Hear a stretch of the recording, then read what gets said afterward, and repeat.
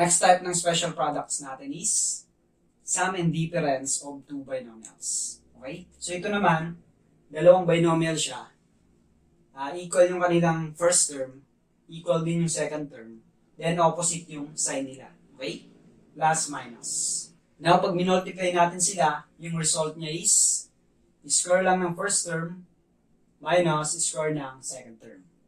Okay? So ito yung pinakamadali sa mga special products. So example, number 1.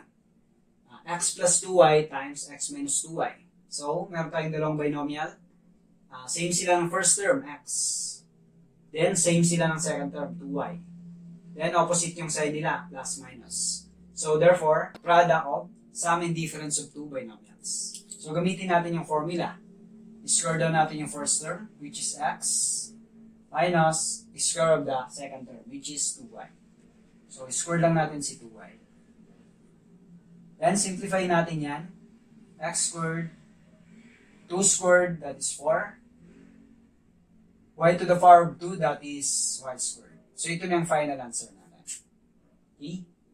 Then, for number 2, 4 minus 3x times 4 plus 3x. So, dalawang binomials. Equal sila ng first term. Equal. Same na 4. Then, equal din yung second term nila. 3x.